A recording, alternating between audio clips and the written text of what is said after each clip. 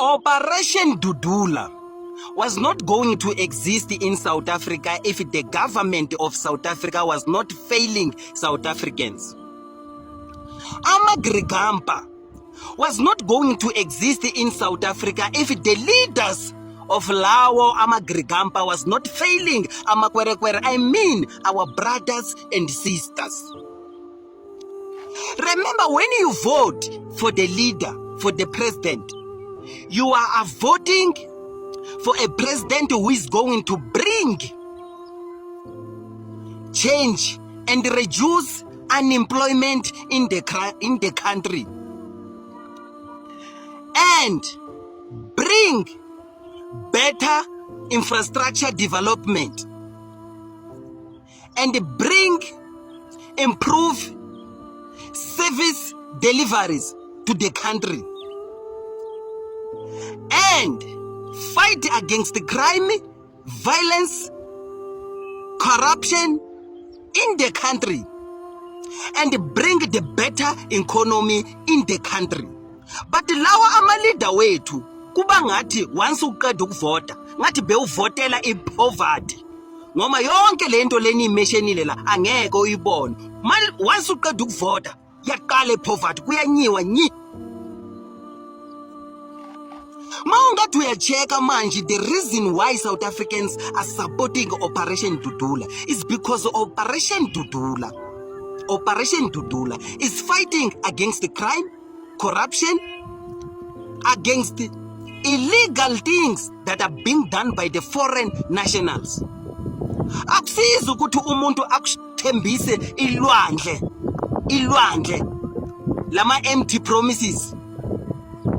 Ilwandle lama empty promises maqeda uyahluleka nokwenza into eyi-1 ukunika ilwandle lama empty promises usala uhlupheke wena nabantwana bakho akhohlwe ngawo yena hlale le on top wena unye emkhukhwini ushiswe ngelanga emkhukhwini. So i-Operation Dudullah manje, it is trying to stand and listen to the voice of voiceless. That's why abantu bala eSouth Africa baqala ukuyisupport i-Operation Dudullah. Even if Operation Dudullah based ekhantrini yakho wena njengegrigampa, you were going to stand with the Operation Dudullah because ama-leader wethu ama-betrayer bayasibetreya badlala ngathi.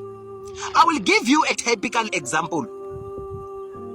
If you are in relationship and then your partner just decide to give attention and put first umakhwapeni or your neighbor, how are you going to feel?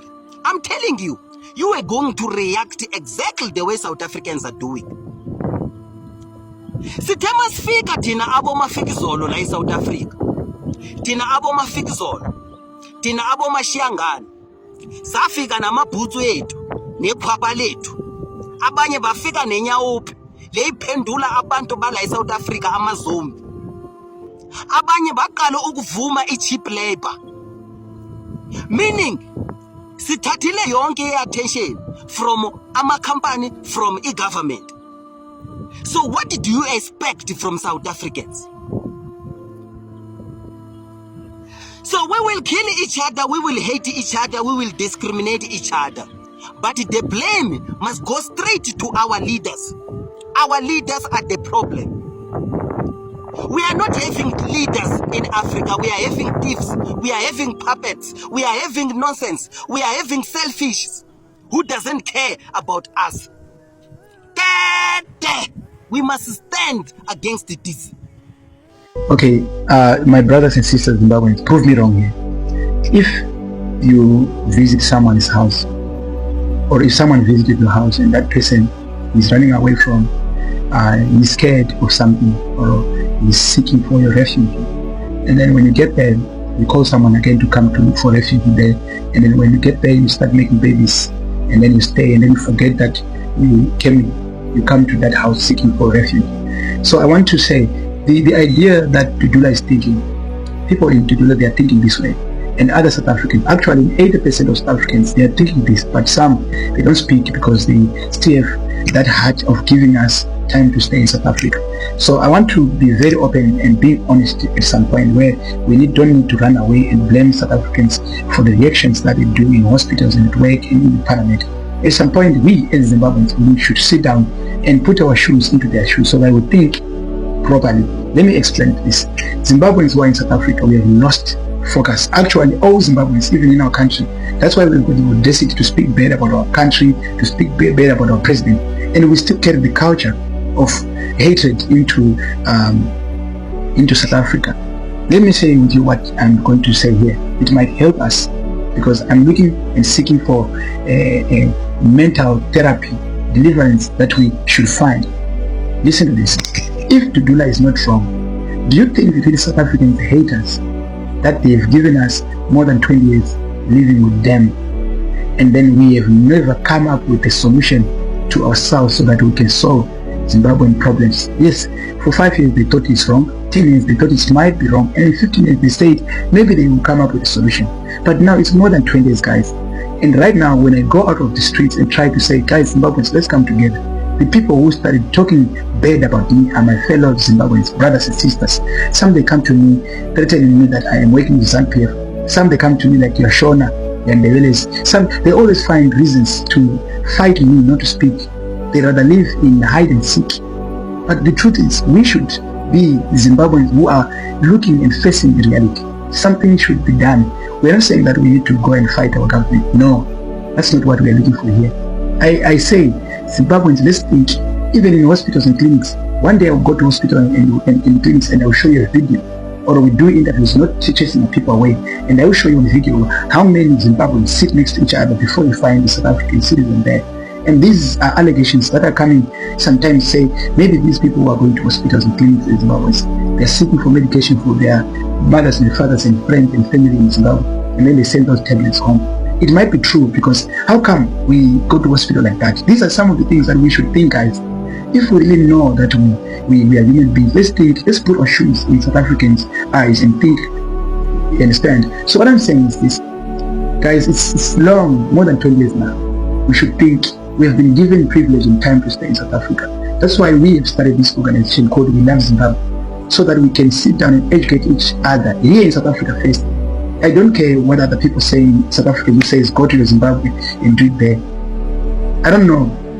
I want to start it here, and I'll start here. And I know that many South Africans who are in my society, who are in my community, they are supporting me and they will help me to fulfill this destiny of gathering Zimbabweans, teach them and share with them, and teach myself and them as well, to say that we should be resilient, to be patriotic with our country and love our country, and willing to develop great leaders among us who will take over and transform Zimbabwe together with those who are at home. You understand? So the idea is this: when you go to hospitals, really you see that they are foreigners, many of them, and it's very true, guys.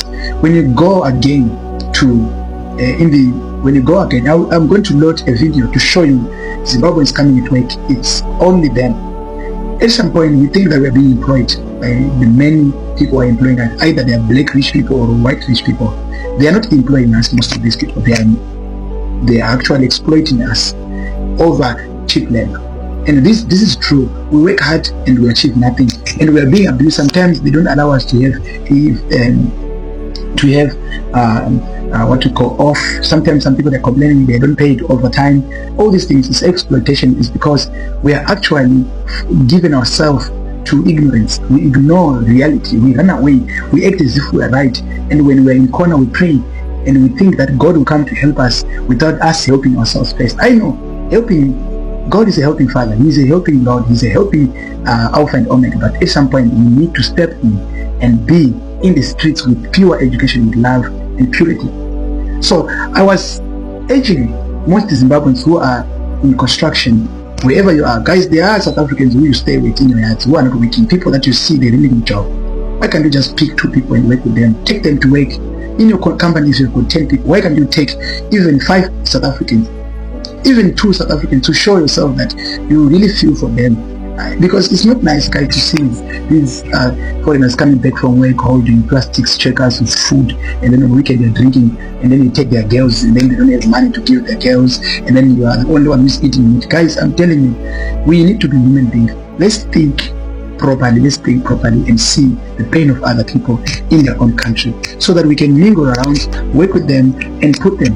You can find, you come to my company where I'm working, I've actually employed and work with only South Africans. Everybody who knows me, this is what I'm doing, and I did not start this today.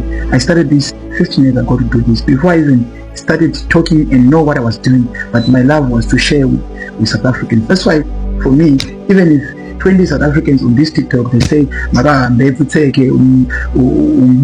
don't care, because I consider the 20 million South Africans who are with me, who support me, who love me, those people that are supporting what I'm doing, they're the first people that I put always in my prayers. But my way of preaching, guys, is saying, let us go home and build our country together with the president who's there, with those people who are doing good. I know we as Zimbabweans, we are skilled, we have been given education. That's what we need, just to understand what we have, so that we build our country to be a great country. Thank you for watching. I love you guys. I love you South Africans. I love you Zimbabweans.